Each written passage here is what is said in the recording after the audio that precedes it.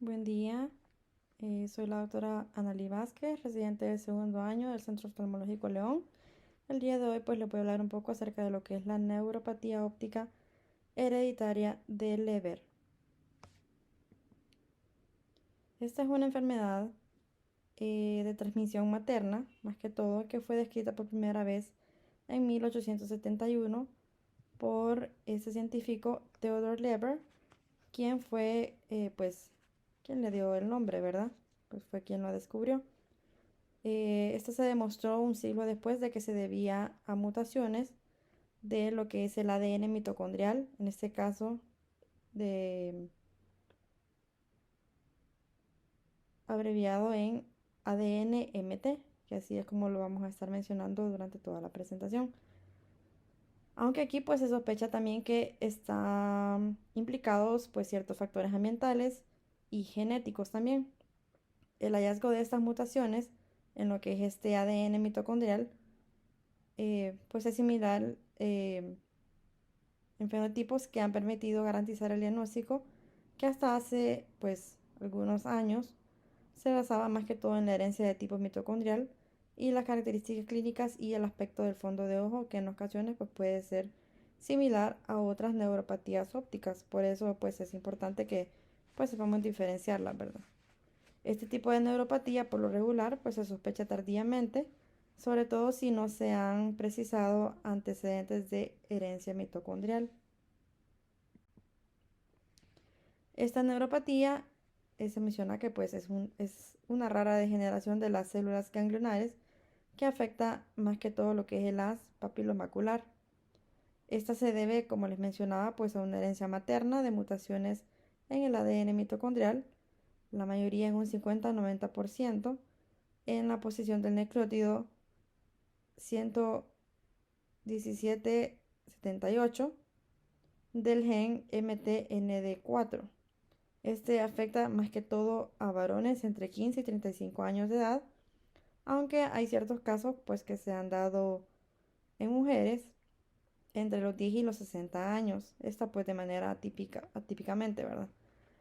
Por eso pues se debe pensar en este diagnóstico en todo tipo de paciente, ¿verdad? Tanto bilateral, independientemente de la edad.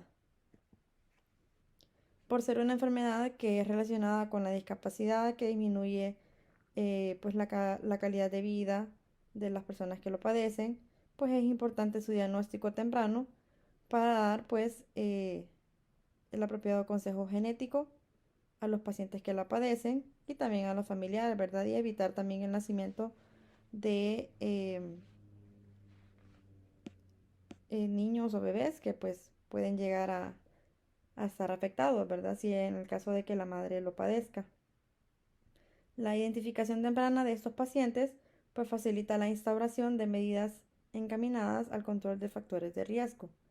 Y esto puede pues, retardar lo que es el curso de la enfermedad o su aparición en el otro ojo con tanta gravedad que no apareciera en los familiares portadores de la mutación. Hablando un poco de la epidemiología, pues esta se menciona que a nivel mundial pues tiene una incidencia de 1 de 40.000 habitantes. Eh, en casos de, pues en Finlandia, en un estudio se mencionó que la prevalencia era de 1 en 50.000 personas. Los estudios de esas familias pues indicaban que la penetrancia de lo que es esta neuropatía es más baja que el estimado previo y que pues más que todas las mujeres afectadas tienen una incidencia de descendencia afectada mayor en comparación con los no afectados. Y en la actualidad la mutación, en este caso de Wallace, es considerada como la responsable del 40 al 80% de los casos de esa neuropatía, en excepción en este país, Japón, en el que llega al 90% de los pacientes. También en un estudio de Santi Esteban, que este estudio fue en Cuba, se comprobó y notificó un aumento en la incidencia de la enfermedad durante los años de la epidemia de la neuropatía óptica tóxica nutricional. La edad usual de inicio, pues esta menciona que es entre los 15 y los 35 años de edad. En el estudio realizado en este Santi Esteban, pues el promedio fue de 28 a 30 años. Y más que todo con la mutación que les mencionaba, la 11778, en la que pues en este caso dos pacientes con esta mutación sobrepasaban los 40 años. En cuanto al sexo, pues como les mencioné, pues afectan más que todo a pacientes varones. Y en general, la afectación de varones está entre el 77 y el 90% de los pedigrís, excepto en Japón. En los casos estudiados en este estudio del Santi Esteban, pues se produjo un leve predominio de varones en un 50%, a excepción de dos familias que tenían una mutación en el gen de 3460, en la que hubo pues predominio en mujeres. Esta neuropatía pues es de las más comunes de las enfermedades genéticas mitocondriales, con una prevalencia estimada de 1 en 25.000 en el noreste de Inglaterra. En la actualidad, pues no hay datos de prevalencia disponibles para otras poblaciones, aunque existe un 2% de las personas ciegas, en el caso de Australia, que pues padecen esta entidad. La mediana edad de aparición de la neuropatía de Leber varía entre varias series de casos, pero el 95% de las personas que pierden la visión lo hacen antes de los 50 años. Y aquí tenemos una tabla de un estudio en el que se reportaron casos de neuropatías y todos los genes, bueno, tres genes, los tres más importantes que pues se han implicado y pues que han permitido pues desarrollar esta neuropatía hereditaria. Dentro de los factores de riesgo, pues tenemos factores tóxicos como lo que es el consumo de cigarro, el consumo del alcohol, eh, deficiencias nutritivas, entre otras enfermedades intercurrentes. Factores que propician la aparición de la enfermedad, pues son todos aquellos capaces de dañar la fosforilación oxidativa, por lo tanto la producción de ATP. Esto es el caso del cianuro del cigarro y del tabaco, pues que ya los había mencionado, y del ácido fórmico, que es proveniente del alcohol. Y esto pues es lo que provoca que sean factores tóxicos. También en el caso de la nutrición, como les mencionaba, cuando hay una deficiencia de vitamina B12 o ácido fólico, pues esta lleva a lo que es la acumulación de ácido fórmico y cianuro, que estos son inhibidores del citocromo C oxidasa, lo que es parte de la cadena de transporte de electrones. Esto pues puede interferir con lo que es la producción de ATP, a cuya falta es muy sensible a lo que es el nervio óptico, porque pues para su correcto metabolismo, pues el nervio requiere de grandes cantidades de este nucleótido. Mediante el ADN mitocondrial, que es transmitido por las madres, que ya les había mencionado, eh, sin embargo, pues estos manifiestan la enfermedad el 50% al 70% de los hijos y el 10 al 15% de las hijas. Todas las hijas son portadoras y ninguno de los hijos puede transmitir la enfermedad. Es decir, que aquí, pues, quienes lo transmiten, pues, la mujer. Y aquí, pues, tenemos una imagen, eh, pues, demostrando, pues, cómo se llega a afectar, ¿verdad? Genéticamente esta enfermedad mitocondrial. La transmisión genética, ¿verdad? Primero, pues, tenemos lo que es un padre que no está afectado y la madre que está afectada. En este caso, pues, eh, están afectados más que todo los hijos en los que la madre sí tiene la enfermedad, mientras el padre que no tiene enfermedad, pues, y la madre no lo tiene, pues los hijos no van a salir afectados. En cuanto a la genética, pues como las mitocondrias de una persona derivan de lo que es el citoplasma del óvulo, la herencia, por ende, pues es una enfermedad más que todo materna. Cada mitocondria contiene de 2 a 10 copias de ADN circular, donde pues aquí se localizan los genes que codifican para 13 de las 67 proteínas que componen la cadena respiratoria. Estas mutaciones primarias de lo que es la neuropatía de Leber, como le mencionaba, pues las más frecuentes, lo que es el 11.778, el 14.484 y el 3.460, afectan el complejo 1 del ADN mitocondrial o los genes de la ubiquinona oxidorreductasa. En este caso aquí esta neuropatía pues es el resultado del defecto en la cadena respiratoria. Y las mutaciones mitocondriales afectan los tejidos altamente dependientes del metabolismo oxidativo, tales como la retina, el sistema nervioso central, el corazón y el riñón. Aquí pues más del 95% de los casos de esta neuropatía pues son principalmente resultado de las tres mutaciones puntuales del ADN mitocondrial, las más frecuentes que ya les mencioné anteriormente, ¿verdad? Que pues estas involucran los genes que codifican subunidades del complejo 1 de la cadena respiratoria. Aquí está implicado lo que es el estrés oxidativo, pues esta induce lo que es la apoptosis de las células portadoras de las mutaciones. Además, pues se han determinado pues una disminución en las defensas antioxidantes en las células portadoras de las mutaciones de esta enfermedad. También la apoptosis celular que se produce en esta neuropatía, pues es la responsable de las manifestaciones clínicas de lo que es la enfermedad y el deterioro visual. También aquí el nervio óptico, pues como es dependiente del ATP, más que todo para garantizar lo que es el flujo axoplásmico, pues es necesario para el transporte de la información a lo largo de la vía visual. También el 85% de los pacientes con esta neuropatía pues presentan mutaciones del ADN mitocondrial homoplásmicas, que es un solo tipo de ADN mitocondrial, y el restante, sería el 15%, pues son heteroplásmicas, que es la presencia de ADN mitocondrial mutante y no mutante en diferentes proporciones. Generalmente, pues estas mutaciones son heteroplásmicas. Y el grado de heteroplasmia de un paciente pues va a determinar si va a tener o no la enfermedad.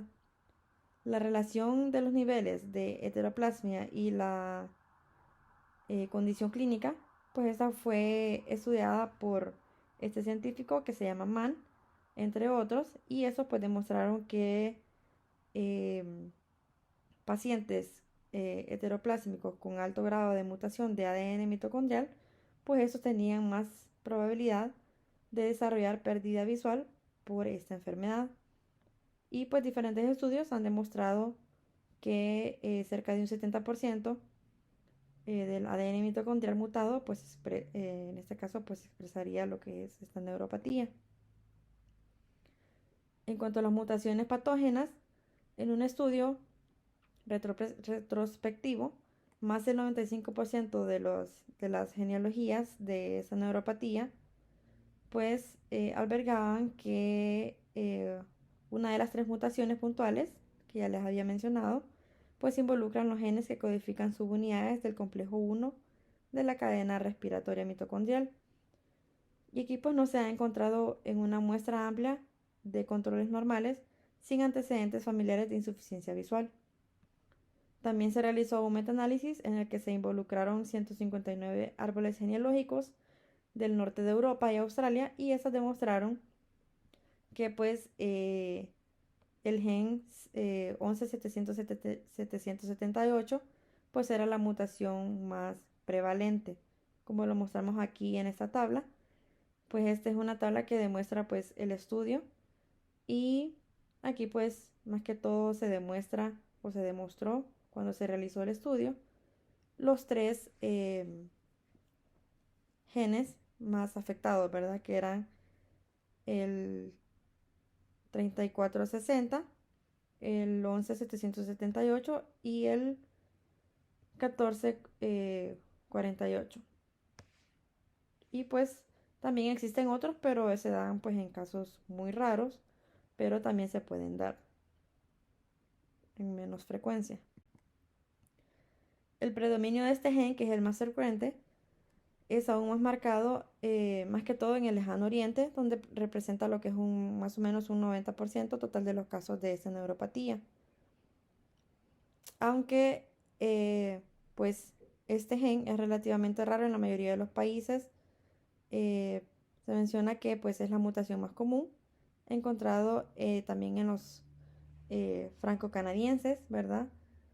Y recientemente se ha atribuido de manera convincente a un evento fundador.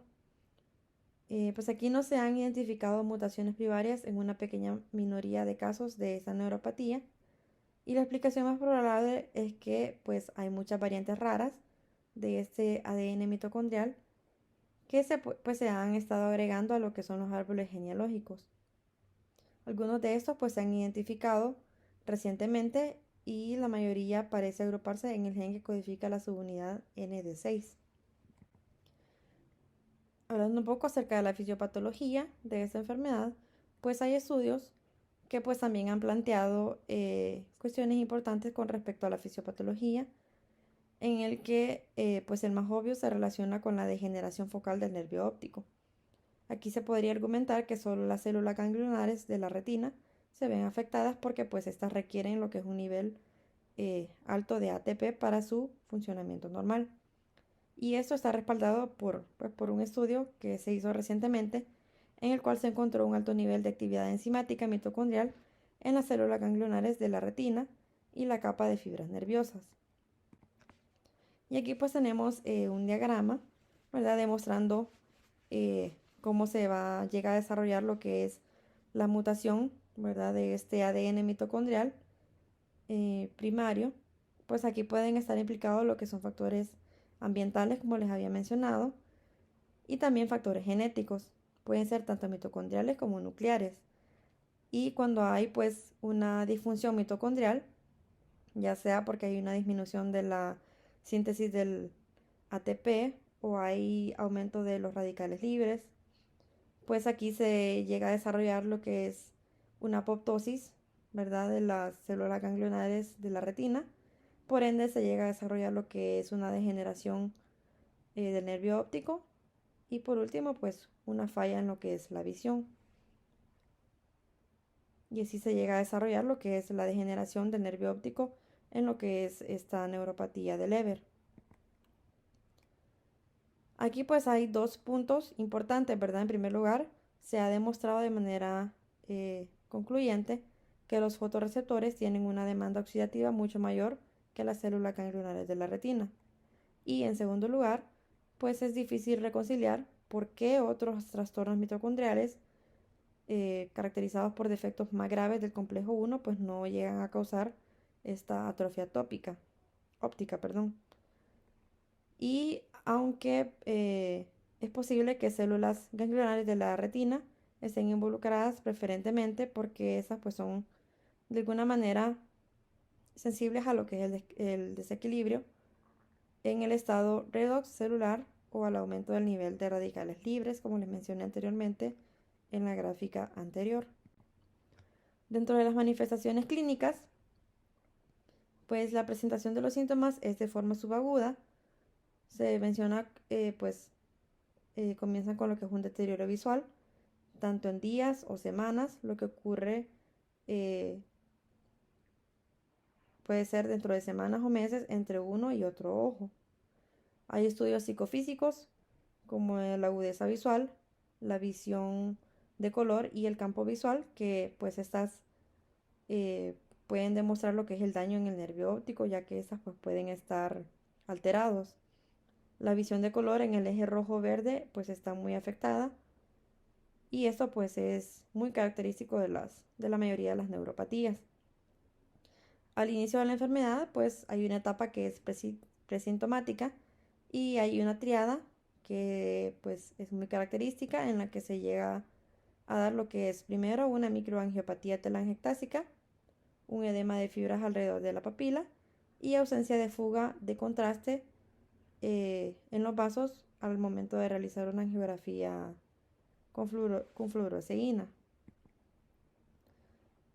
Y aquí también se desarrollan lo que son dilataciones capilares y telangiectasias, que estas pues han sido reconocidas en el segundo ojito que esté afectado, aún antes de que comiencen a referirse en él algún déficit visual.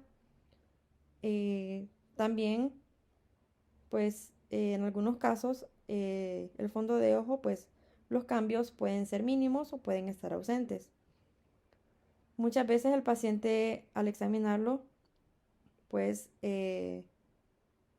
aquí pues podemos llegar a diagnosticar, ya sea porque se muestra pues una palidez total del disco y sin ningún valor localizador. Se plantea también que el aspecto hiperémico de lo que es la primera fase de la enfermedad, que en este caso es la fase aguda, pues se da un paso a lo que es la pérdida de fibras papilomacular, seguidamente a lo que es la atrofia, que ya pues es la otra fase que le llamamos fase atrófica.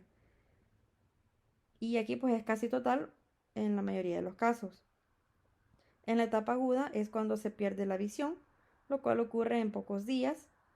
Y aquí pues se observa en el fondo de ojo una dilatación arteriolar, edema de las fibras nerviosas peripapilares y angiopatía telangiectásica. Esta neuropatía pues se puede manifestar en otras diferentes formas, aunque pues estas se menciona que son atípicas, además de la clásica forma subaguda que se da en días o semanas de evolución. Entonces está la subclínica, la de desarrollo lento y la de estadio agudo clásico, pero con recuperación espontánea. En este caso, la subclínica, la agudeza visual va a disminuir de a poco y el inicio de esta enfermedad es de desarrollo lento y es por lo regular más que todo en la niñez, y el resultado visual pues puede llegar a ser favorable. Entonces, ¿cuáles son los síntomas?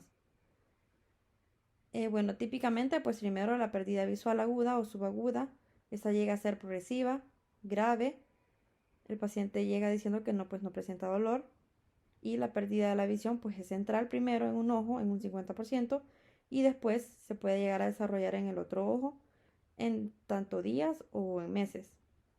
La pérdida visual también puede llegar a ser bilateral desde un inicio en un 25% de los casos. En el caso de que inicien unilateralmente, el otro ojo pues se va a ver afectado tanto en semanas como en meses. Y en cuanto a los signos que se pueden llegar a desarrollar, pues tenemos que el paciente puede presentar una visión cromática que puede estar alterada, un defecto pupilar aferente relativo, también puede presentar una hiperemia de la papila con borrosidad de sus bordes, capilares dilatados sobre la superficie papilar. Aquí estas pueden extenderse a lo que es la retina adyacente, lo que llamamos una microangiopatía telangiectásica. Y también pues, puede desarrollar lo que es un edema de la capa de las fibras nerviosas peripapilares.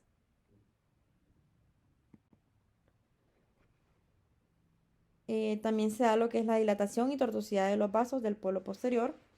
Luego desaparecen los vasos y el pseudoedema y ya se llega a instaurar lo que es la atrofia óptica marcada con pérdida de la capa de las fibras nerviosas, que es más pronunciado en lo que es el haz papilomacular.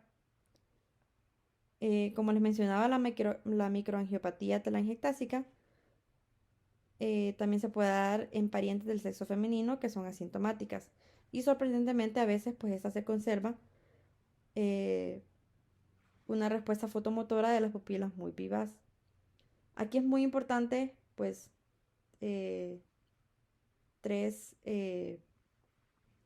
tópicos, ¿verdad? Que en este caso pues primero vamos a observar lo que es edema leve de la papila, que va a progresar en un plazo de semanas hasta lo que es la atrofia óptica.